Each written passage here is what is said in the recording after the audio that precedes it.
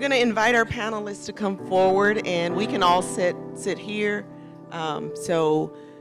This next panel is one that I am excited about, because as we talked about reconciliation, and that's been the theme that we've been going through, and the bishop just finished talking about reconciliation.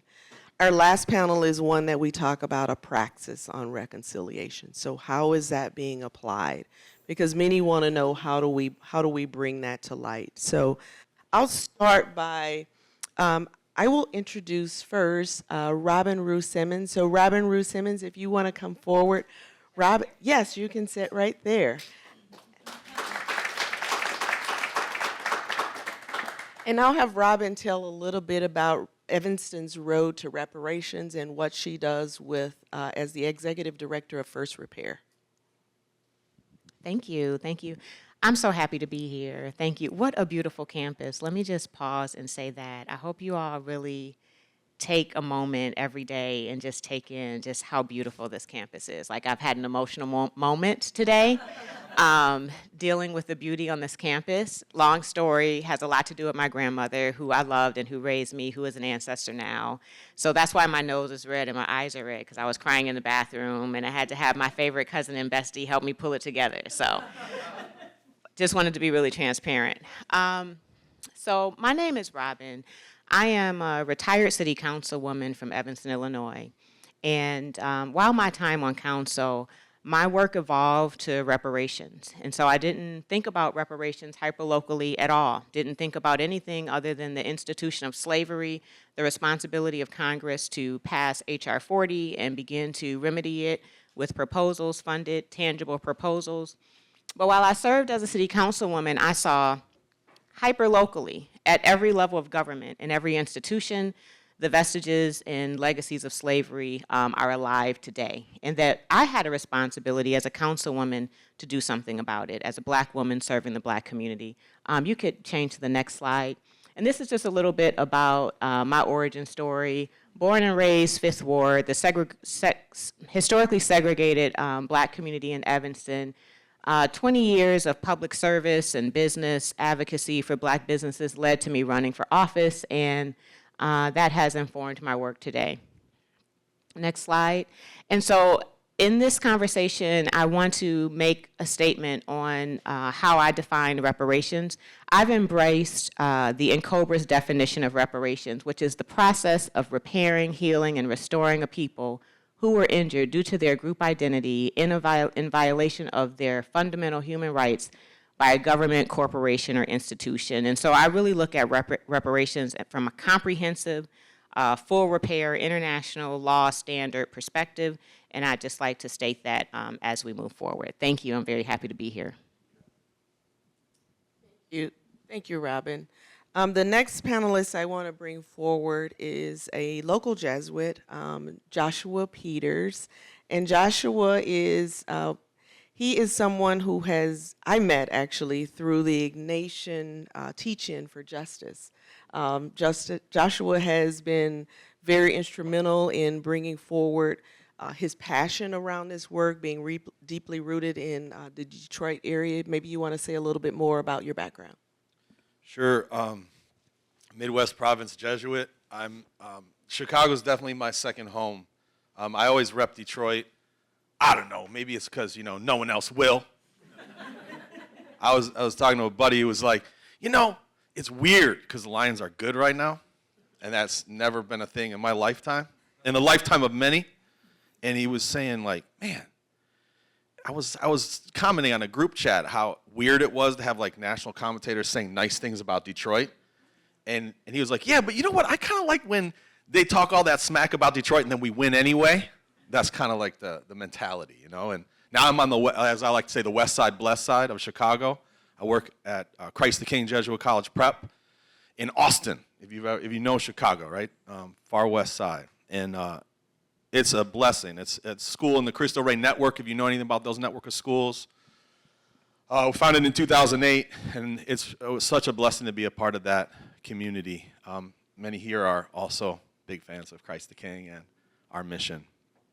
I'd say, for me, these many communities have shaped me. And I'm not just the cities that I love, but all these people, right? And for me as a Catholic priest, I like to say that, I was ordained in the middle of the pandemic lockdown.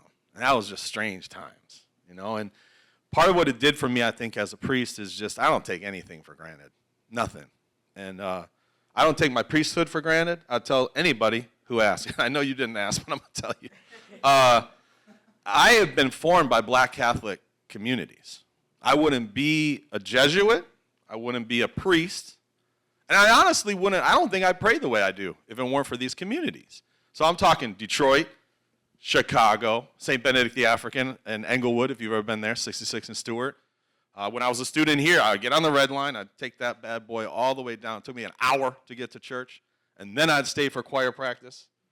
People are like, you're there all day. I'm like, well, what you got to do. And that built relationship, Oakland, California, where I did my theology studies at Jesuit School of Theology.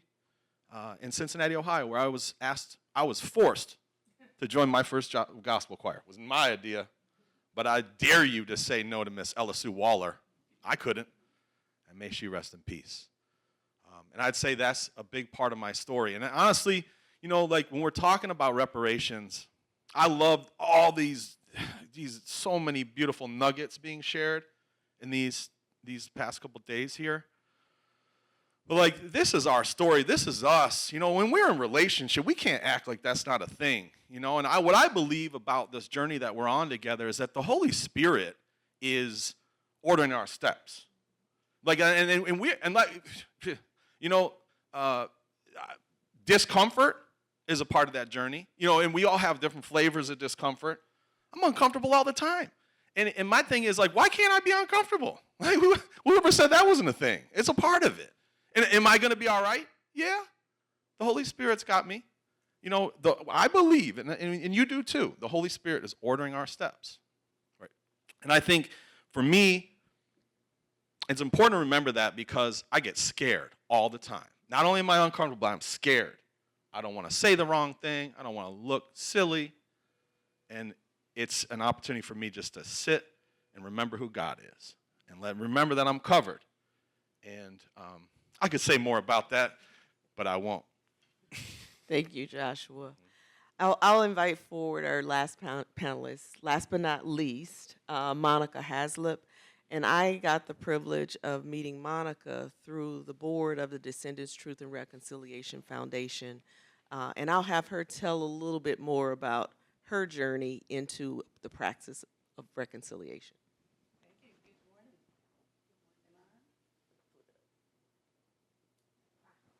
Am I on? Yes. Okay, good morning. I'm Monica Haslip. I actually live here in Chicago. I run an organization on the south side of Chicago called Little Black Pearl.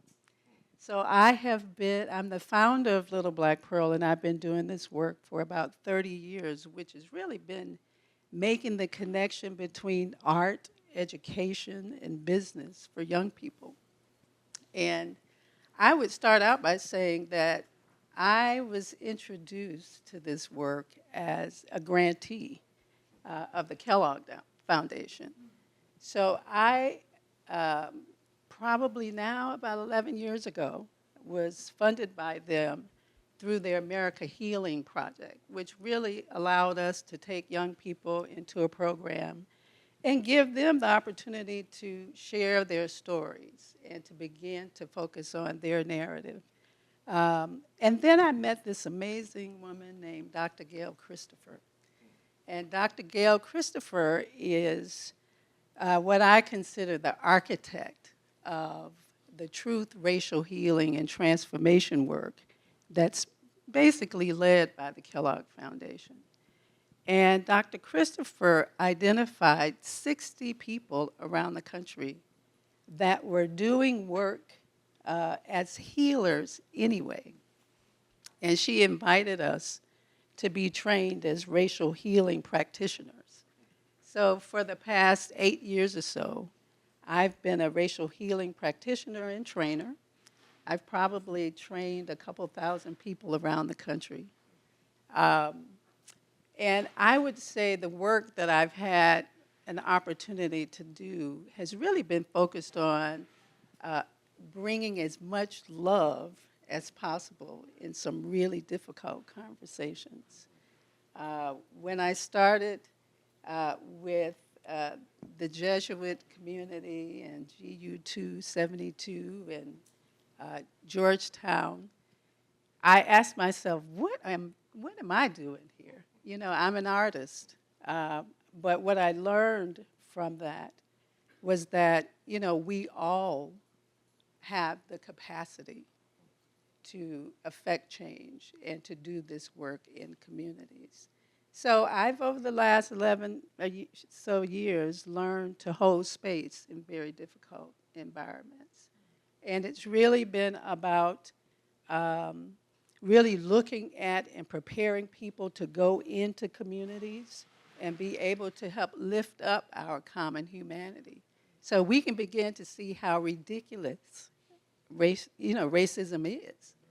And the only way we do that is to see each other and our humanity.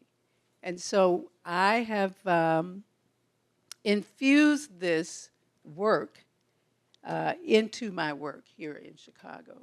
A lot of that work was based on the Truth and Reconciliation Commissions that have happened around the world.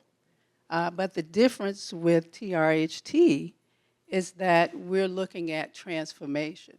How do you begin to build these relationships that result in moving something forward in the community around systems change or policy change? So that's really been the work that I've been focused on and figuring out how to hold space for others to have those really difficult conversations. Thank you, Monica. It's almost as if you were in the room earlier where we talked about how do you bring different disciplines into the space of reconciliation. And we heard earlier today, we talk about bringing philosophy into it. Now you're infusing art into reconciliation. The possibilities are unlimited in this space. And so I would encourage all of us to open our minds around how we can also affect reconciliation in the spaces that we're in. I want to begin by asking Monica and Joshua, you know, you spoke about seeing common humanity and reconciling differences between people who are not often in the same circles. Tell us about a moment when you felt like that was really more difficult for you in particular. Wow. That is a very good question. I remember in the early point of working with the Jesuits and the Descendants, I had a conversation that was a really difficult conversation for me to sit in front of as an African-American woman. And what I realized was that in that moment, I had to pull forward what I truly believed about the power of love. You know, I had to believe in that moment that I could sit in the presence of something, a conversation that I absolutely didn't agree with, and hear it in a way that I could understand or have empathy and understand another person's journey and their actual, their personal story and what led them to these values and these decisions. And so I remember having to stop in the moment and say, hold up. I need you to remember that I have ancestors that were descendants. And I cannot, even though I am holding space for you, I have to invite you to remember who I am. And so I think that in that moment, I recognized that, I bring my full self to this work. I bring all of my experiences, all of my trauma, all of the things that I've experienced around racism to it as well. But one of the things that I've learned in, being a facilitator was that I have to commit to doing no harm. I have to commit to making sure that even though I don't agree, I can give you space to have voice. And my job is to really make sure that, I'm creating the right container for people to have trust and to feel that they can speak their truth. Because we often don't move forward because we don't feel that we have the space to speak our own truth. And my only job when I'm with them is to guide them through a conversation that continues to invite them to speak the truth. And I then have to practice before I get there. I spend a lot of time working on my own self.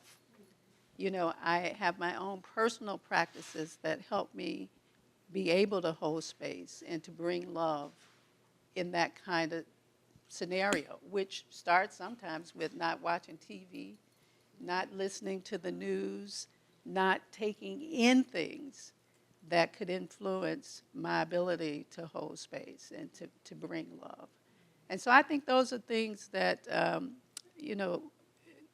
that conversation was probably one of the most challenging conversations I've ever had in my life, because I felt my ancestors. I felt the energy of what my people had gone through. And I had to spend as much time as possible preparing to find ways to share that story where I invited people to open up instead of shut down.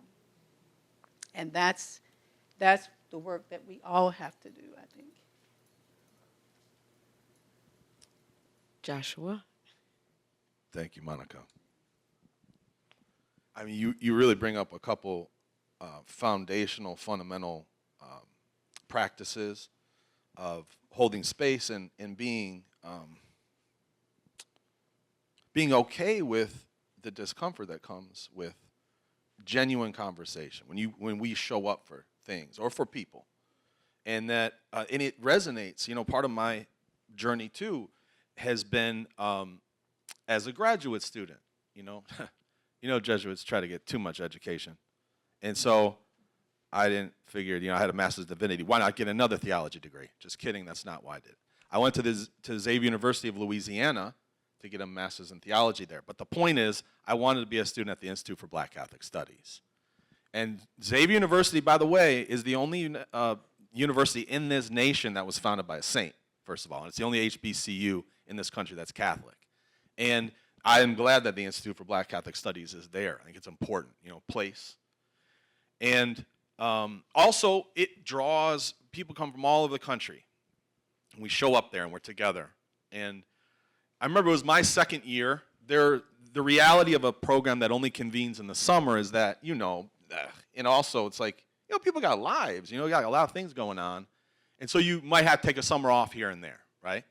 So it was my second summer, and I got a nice little cohort of friends. We're all kind of starting at the same time. We're getting to know each other. And that's beautiful, relationship, that's what it's all about. And so we're getting our education, but we're also just building these friendships. And then there was a student that was there my second summer who had not been there the summer before.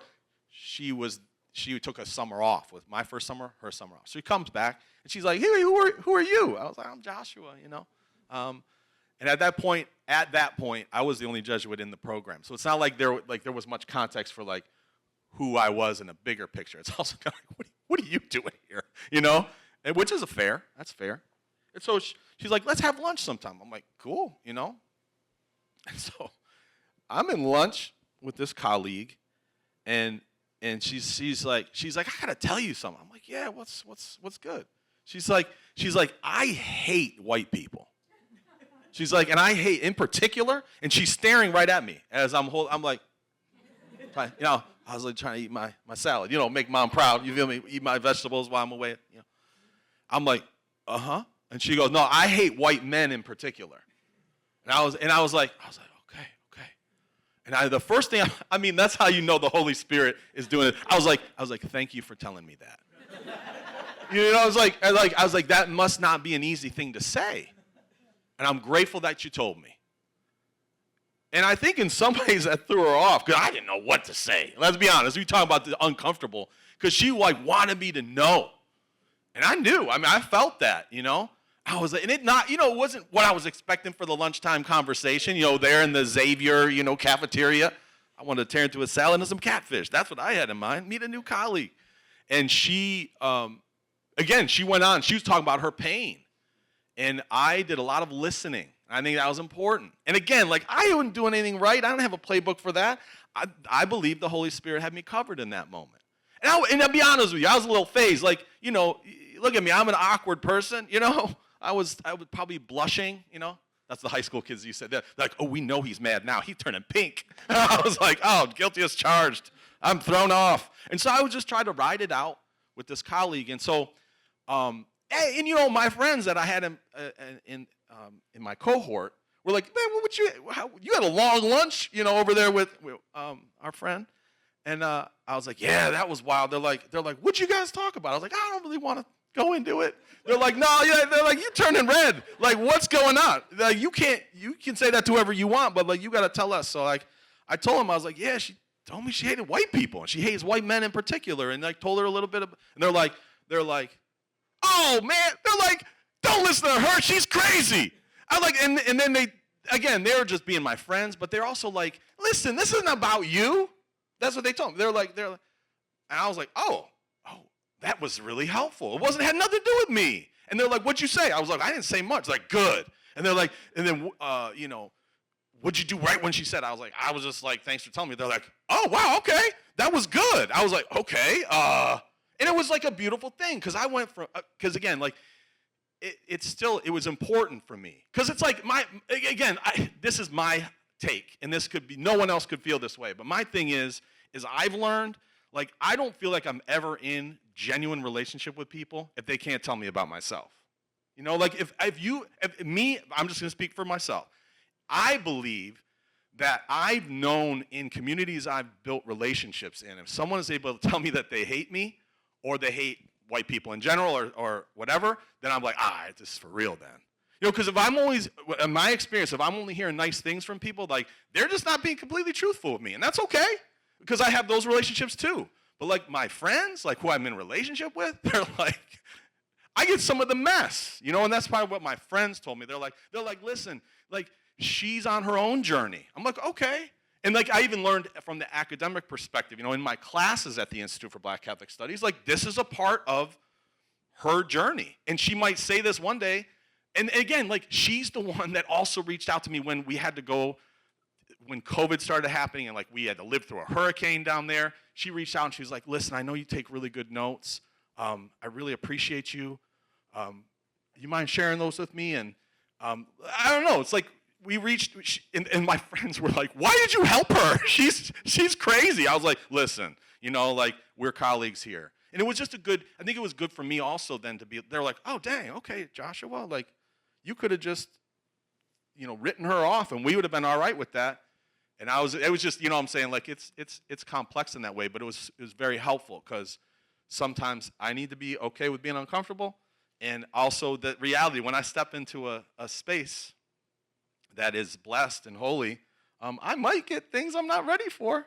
And that's all right. And as a white man going to the Institute for Black Catholic Studies, if I run away after that, then maybe I shouldn't. Maybe they don't need me to stay. You feel me? And so I just stayed, built relationship, and I'm gonna just graduate with that master's degree last summer, and I feel good about it. Thank you, Joshua and Monica. Robin, you you also have been in difficult situations, especially in the city of Evanston. So tell us a little bit about what you've experienced, especially from an interfaith community in Evanston. Um, reparations work is like the most divided sort of policy conversation there is. So you could imagine the layers and community, the discomfort comes from everywhere. But I'll speak about what might be the most unlikely discomfort, the inter-community divide, our own Black community that we are serving and fighting for, and the pushback that comes for various reasons, some legitimate, some out of their pain and anger, some because how dare you suggest we hope that the government will do anything for us with all that they've done. And some political and some just silly, right? And so I dealt with that, and it wasn't that much of a surprise as elected in that role. I think that I had divinely been prepared for the reparations movement in my political campaigns that were uncomfortable.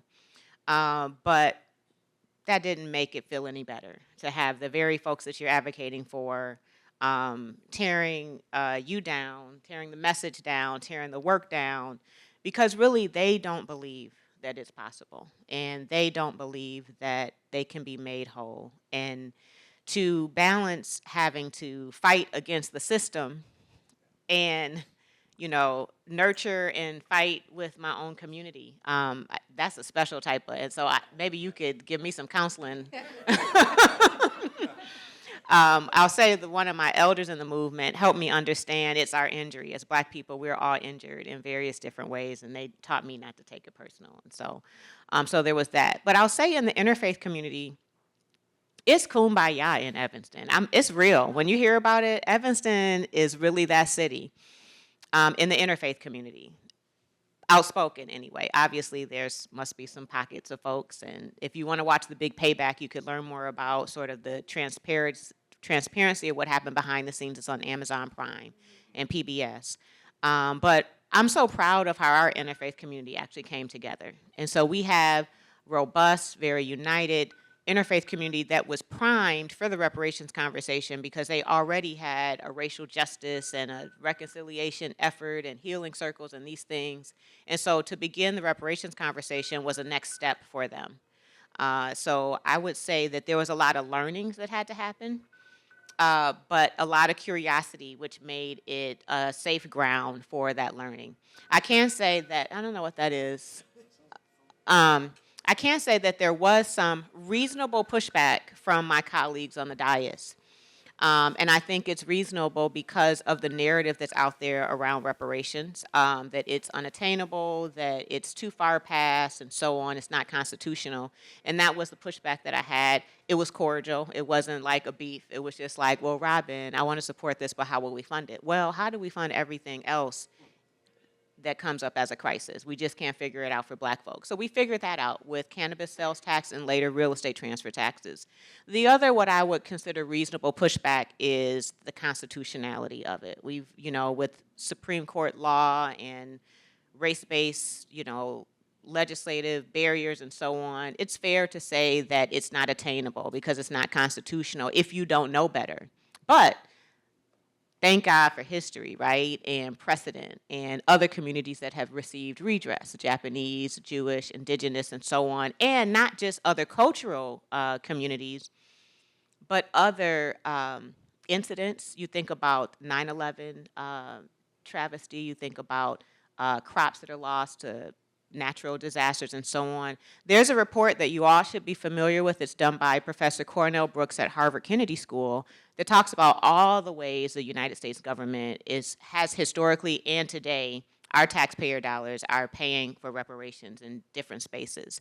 So the pushback, and then there's also, of course, the white supremacist pushback that comes from far beyond my community into my social media inboxes and mail to my house that I'm, a nigga this, and you black monkey, and you welfare queen, and you just want repair, you don't want to work, and that's just silly, right? We laugh at that when it comes in. And so yeah, it comes from everywhere. But I believe I was built for this. I believe that I'm divinely assigned to this work and crazy enough to do it. And I'm grateful. I do it like joyfully.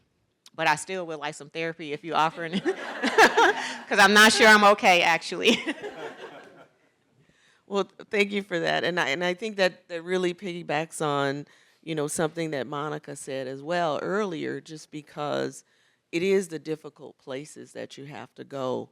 We have seen, and just bringing this back to the Jesuit part of while we're talking about it, the Descendants Truth and Reconciliation Foundation was born out of trying to reconcile. Thanks, Monica, for a lot of the dialogue you did in that space. And so the Jesuits committed to $100 million of a $1 billion vision. And that was the first 10%. So you think about tithing, that's 10% of the 1 billion, and that's how we got there. That 100 million is the first that we thought we would get. Well, we're at 42 million. But we can even talk about what else, and you've given some good examples, what else can be done, some practical examples about that. Monica, maybe you can talk a little bit about what you're seeing in the TRH Commission as well in your work there. I think there are a couple of things that came to mind. One is that, the work is consistent, right?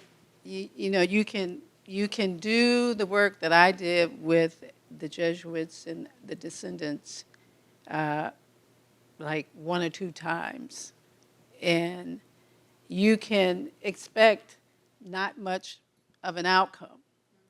And so, because a part of it is about how we change, how we see one another.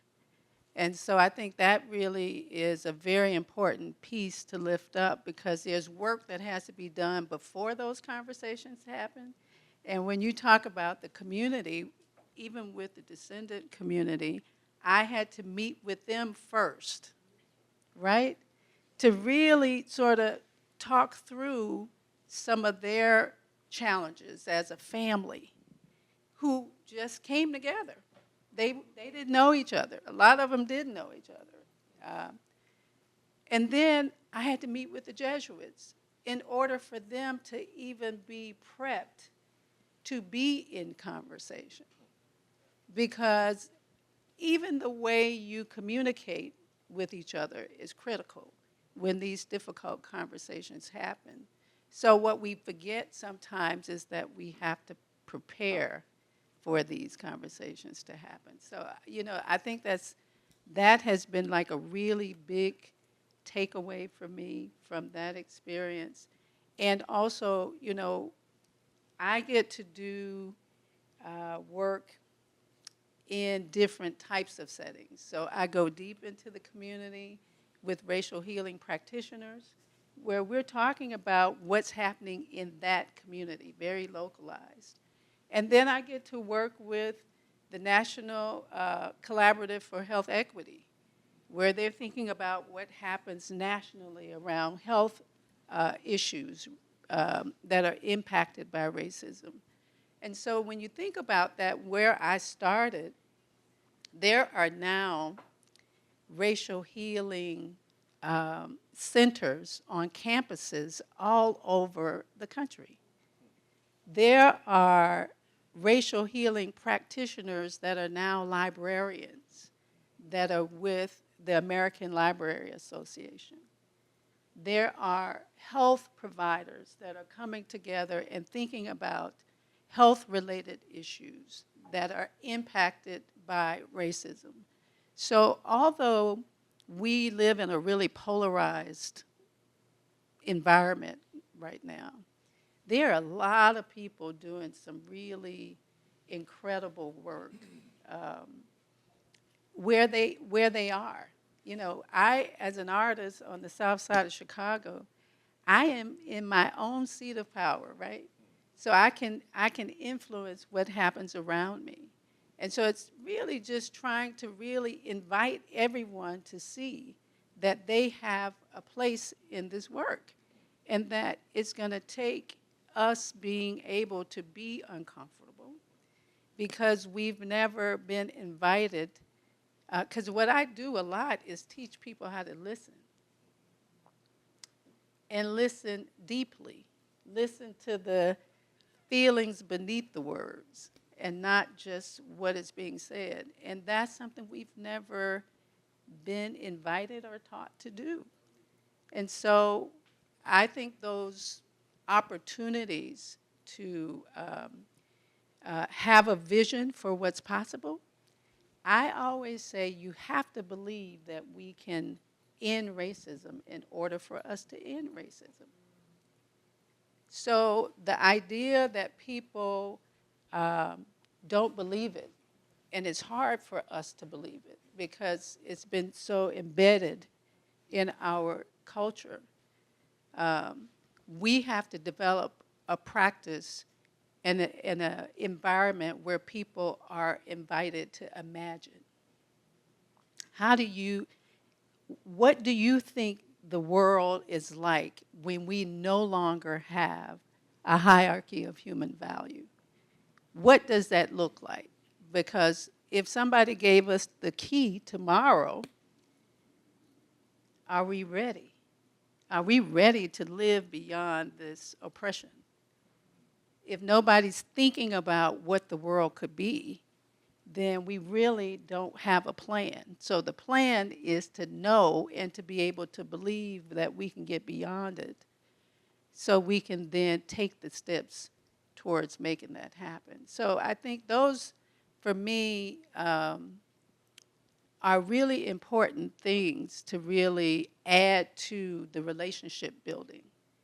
Because the relationship building helps us to figure out as a collective what we want to move forward together. What do we want to change? But we have to be practical and strategic in how we make the choices to get to that destination. And so I just think that finding ways to call people in instead of calling people out is a way that we can begin having more meaningful conversations that get us to an outcome, a destination, and a North Star instead of kind of staying in the same position of, talking about it but not really being able to move the mark. Thank you for that. I want to open for questions. Does anyone in the audience have any questions for the panelists?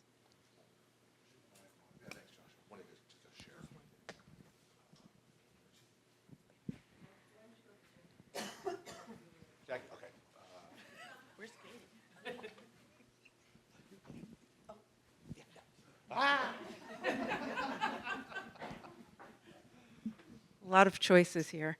So in our discussions, both last night as well as today, there's been some words that have been used as aspirational words that sometimes feel in tension, in part because we're not defining them.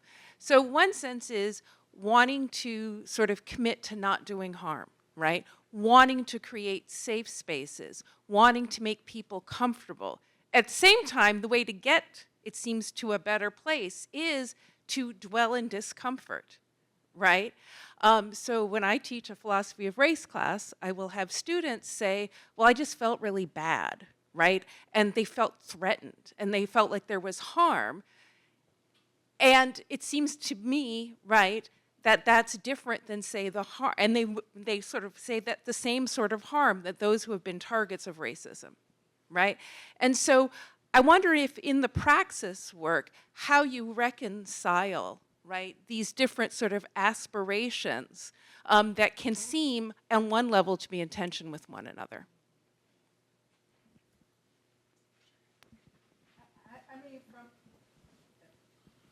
From my end as a practitioner, everything is really thoughtfully organized.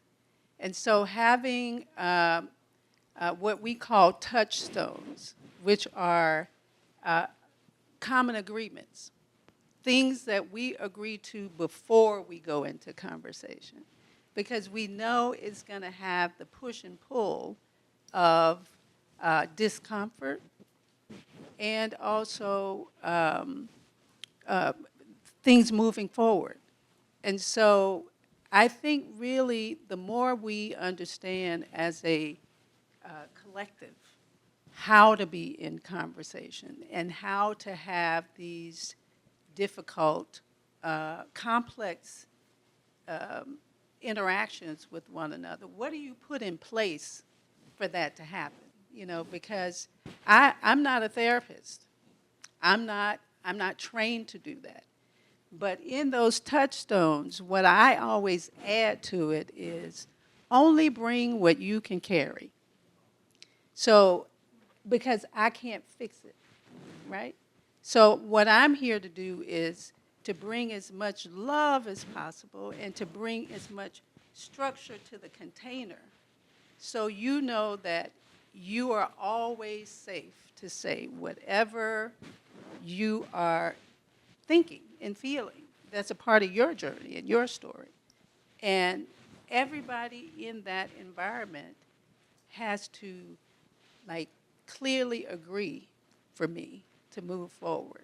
Because otherwise, there's no way for me to invite the entire group to hold each other accountable.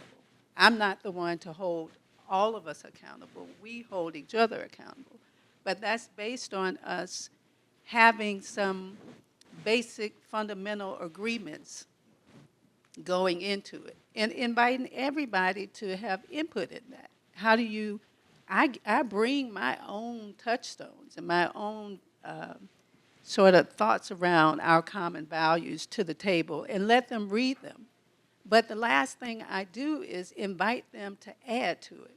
You tell me what else is needed in order for you to feel comfortable speaking your truth. And then we all agree to that. And then we know that we're getting ready to step into an environment where we may hear some things that we're not in agreement with. But we can refer back to a touchstone or a common value that we've all collectively said, I'm not going to fix it. If I don't understand, I'm going to turn to wonder. I'm going to say to myself, I wonder what made her say that. You know, or I wonder what she's feeling right now.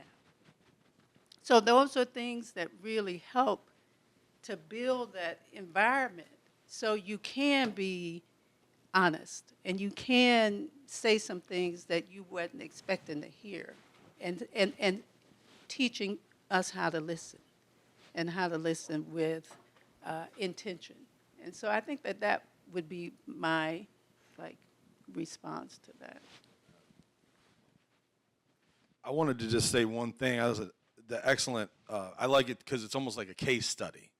And for me, again, this is going to sound judgy, but then thankfully you're a professional and you're excellent. Because I'd be like, you can't feel that way. You know, that's what part of me wants to say. Like, how are you going to say that's equal? You know, that's ridiculous. Like, that's one response. And again, it's from my uncharity.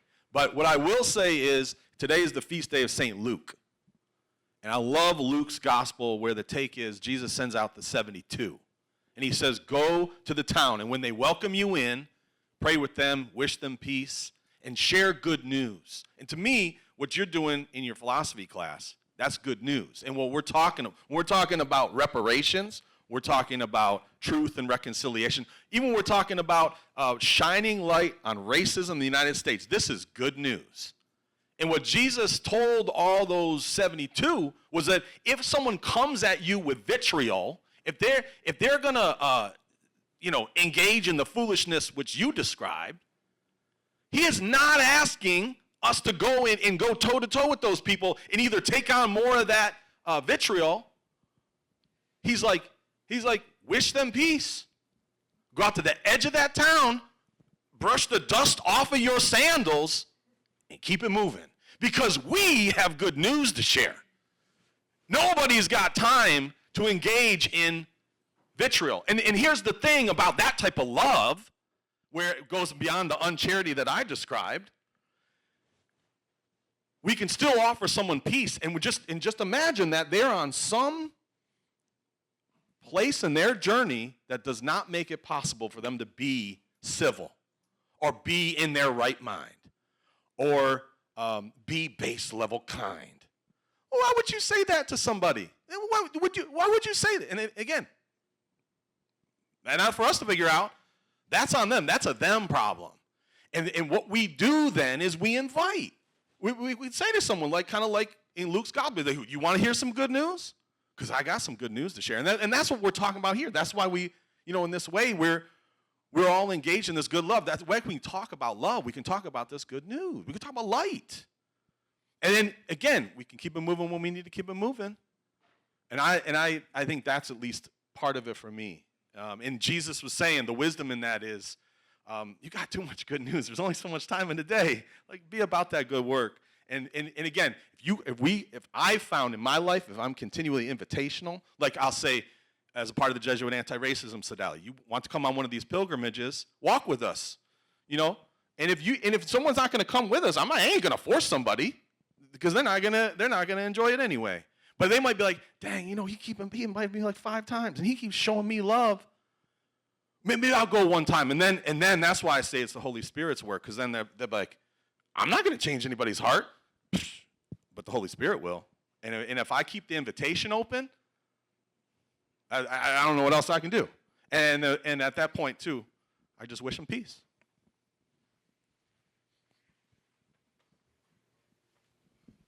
Thank you for this really great panel. Again, I'm Anna, vegan. I teach ethics here at Loyola. I'm thinking a lot of things, and so I'm just going to offer quick snippets and hopefully not talk too long. One is, I think it's in the classroom, when you're the professor, it's a distinct environment in that students are taking the class for credit. And so you can't just wish them peace, because you're also assigning them grades. And then I don't use the language so much of safe space anymore, but of as safe as possible. And that if there is harm, that I'm going to do my best to address it. And I have a distinct responsibility. But that some kind of being uncomfortable can lead to growth. And I think I've really been working a lot with Resmaa Menakem's work around racialized trauma, and that is borne by especially black and brown folks, but white people, we also having an inflated sense of self, or guilt and shame and embarrassment. All of that stuff really distorts the human psyche, the white psyche as well, and helping us work through that. So to that end, I found Jen Harvey's newest book, Antiracism as Daily Practice, specifically for white folks, really, really helpful. I've also done qualitative research a bit with communities of color, and I've really thought a lot about storytelling and holding space and mistakes that I've made. In my earlier work, I think sometimes I've wanted to be that good white person and show how I've learned so much, and it's taken me a long time to do that less, and I'm not perfect. I'm also involved in my Lutheran Church's work on reparations, and that's teaching me a lot too. But I want to just invite Joshua, one thing that I love so much of what you said, and I want to invite you to think a little bit about, if you tell the story again about Xavier, about maybe not describing that colleague, even if others said that she was crazy, and also about the sharing of the notes. You don't need to make yourself look good or defend yourself. And it was about you, and it wasn't about you, because of the way that black and brown folks always have to fight to be seen as individuals and not stereotyped, then you are seen as a stereotype of a white man. And so you were telling the story so well, and then other times I felt like, anyway, that's just an offering from one white person to another, but I loved so much your authenticity and the way that you've shown up today, so thank you. And finally, I just want to call everyone's attention to Robin Rue's Simmons definition of reparations, because so many times it gets hung up on money. And your definition is so holistic and so important, because when we frame it of, wouldn't you want to help heal somebody who's been harmed? And it's not just about a check. And so I would ask everybody to really think about that holistic definition. Sorry, I didn't ask a question. That's all on my mind. about the check piece and the cash, which the media loves to talk about that. But when we go into communities and we do this, we've been into over 100 communities now at this point, and that was just last year. Black communities, we asked them to prescribe their own redress. Imagine what repair looks like to you, and it's usually doesn't lead with cash. So I just want to put that out there. It leads with, out of the 5 components of full repair, usually in that satisfaction space, like returning the dignity to a people, like healing, respect, acknowledgement, apologies, and so on. Of course, the action plans come after that, but I just want to add that. And also want to add this. Last year, I was a resident fellow at the University of Chicago's IOP. And I had to have office hours as part of my seminars there. I was there for a while, like, I don't remember.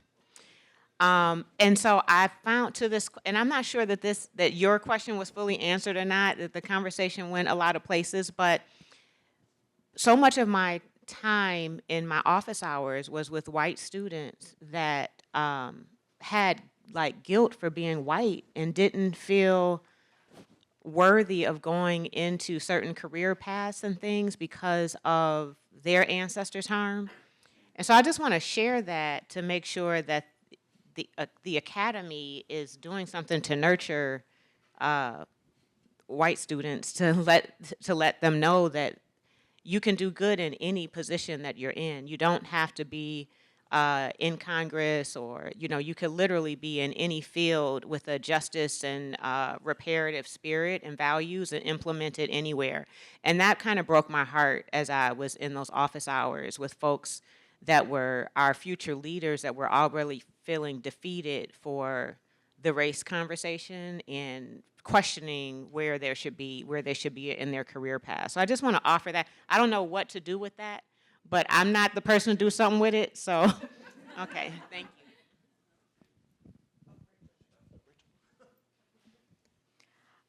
you. I just wanted to say, this has just been such a great day, and just so grateful to be here and to the panelists here. And I think about this work as a writer and as a professor, but I also think about it as a Catholic. And since we're at Loyola, I wanted to lean into that for a minute. And just in hearing you guys talk about discomfort and listening, at a Jesuit institution, I often think about what we're called to do. And there was a Monsignor in my parish who said to me, and I hang on to this because of personal challenges in my own life, but there is no glory without the cross. There is no glory without the cross. All of you guys who are here in this space are here for a reason, right? These conversations are hard. This is hard history, right? But the importance of listening, and you all are listening, and the importance of knowing that this kind of discomfort is maybe taking us somewhere. And I mentioned in our prep conversation, sometimes people ask me, and this is not my job, sometimes people ask me, oh, what do you think we should do? I'm like, oh, no, that's not what I do. I report, I write, I illuminate history. I'm not that person. But there's a white deacon in Kansas City, and I got to write to him because I quote him so often, who wrote in his archdiocese publication about, being a white Catholic and wrestling with this history and with the history of racism within the church, which is real. And he talked about this discomfort that he feels sometimes, and other people feel sometimes when we try to engage in these really important, hard conversations. And he talked about the importance of listening. And because I'm old, I got to take off my glasses so I can read this. But one thing that really struck me and stays with me is he said that discomfort, he said that dissonant pounding, which might be shame, could also be the Lord knocking at the door of our hearts. And so I think, a lot of us feel like we're on a journey somewhere, and if you're here in this space, that we're trying to go somewhere, and don't be afraid of that discomfort. Lean into it and know that you're in good company.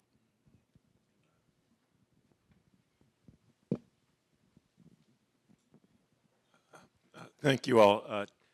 No question from me either, but maybe comments that folks can respond to.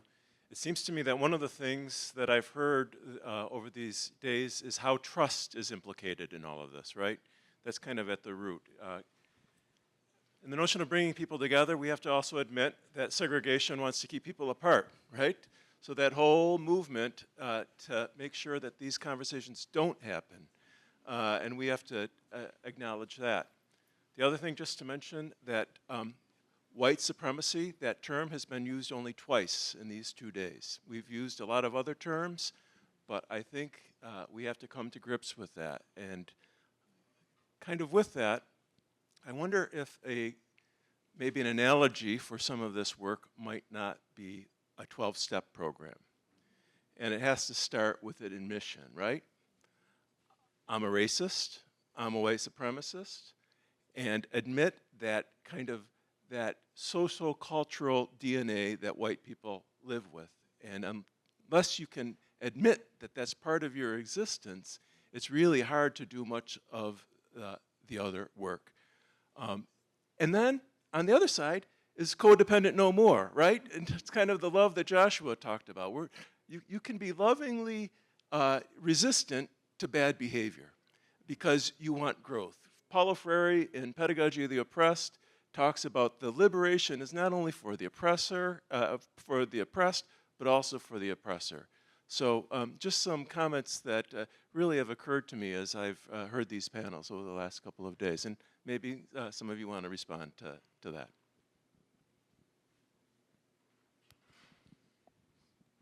Amen.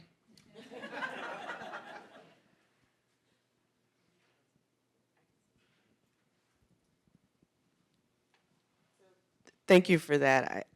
As a descendant of this history, it's sometimes challenging. Sometimes there are days where it's easier than days when it's not. It's sometimes challenging to walk in this space. But I know that we're on the journey. So we have to stay in the journey.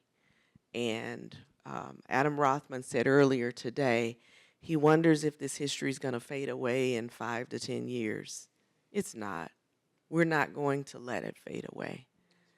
And so we just invite people to join the journey.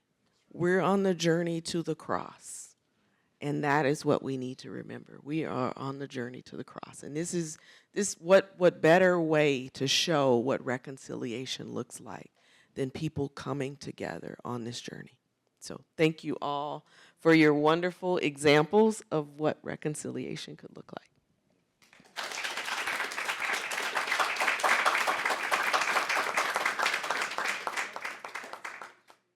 Well, I thank again this wonderful panel, so much nourishment and food for the soul, for the mind. Rachel and I were talking yesterday about what might give us hope. We have a lot of hope in Generation Z because our students, they're a little different, right? And we think they bring some fresh ideas. And so we want to encourage you to kind of trust your compass and don't be afraid, and we're here to walk together with you. It's a lovely day. I'm going to lift the shades up. There could be some more tears. But please join us for lunch and be our guest. Thanks, Katie. Thanks to our staff. Thank you, Duncan. Good to see you all. Don't be a stranger. Let's sit around and talk for a while. We'll open the door. If you've never been out on the veranda, it's worth a look. So check that out. Peace be with you.